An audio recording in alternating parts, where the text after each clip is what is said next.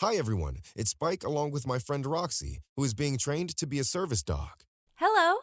We're going to talk about the ADA now, or what is known as the Americans with Disabilities Act. The ADA is a law that protects the rights of people with disabilities. What does that mean?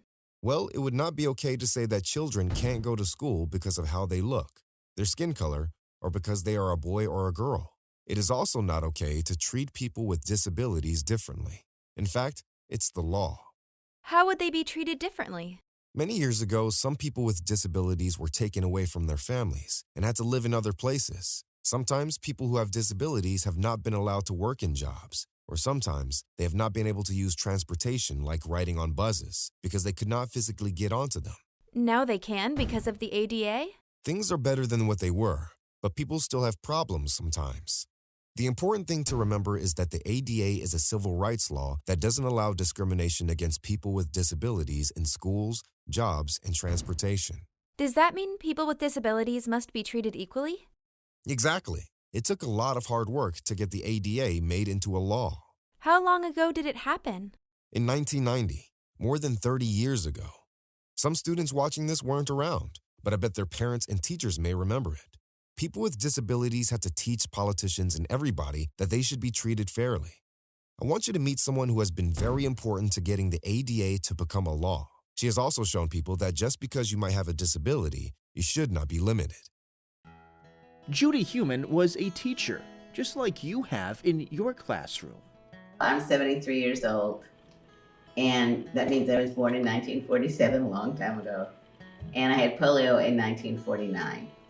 So basically, my entire life, as a child, an adolescent, an adult, and now a senior, I've been a wheelchair user and a user of personal assistance services because I need and have always needed help getting in and out of bed, getting dressed, getting bathed. Ms. Heumann was the first teacher in New York City who used a wheelchair. I liked working with people, I liked teaching, and it was a profession that a number of my cousins were going into that were older than I was. And so I didn't really look originally at were there other people who were teaching who were wheelchair riders.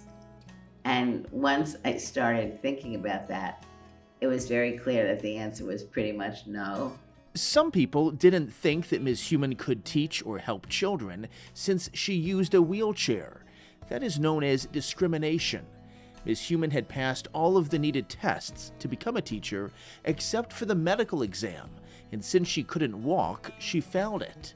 She had to fight the New York City Education Department in court to be able to teach, and in the end, she became a teacher at the same school that she attended, PS 219 in Brooklyn.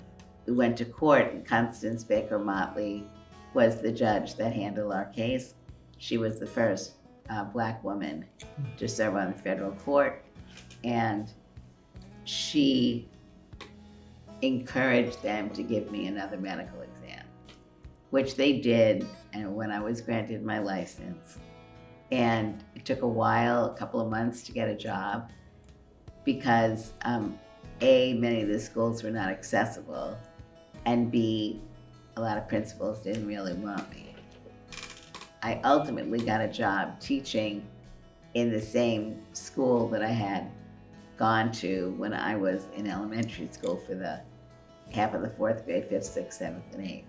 Was the same principal, and he offered me a job there. Because of Ms. Heumann and her attorney's work, a law was changed so that people who used wheelchairs or couldn't walk could get a teaching license in New York. Ms. Heumann is known around the world for her work on disability rights issues and has served in both the United States Education and State Departments as well. Roxy, you just saw how Judy Heumann was the first teacher who used a wheelchair in New York State. Very interesting. Now let's take people into a classroom to find out how students with disabilities might use technology to help them with their schoolwork. Sounds great.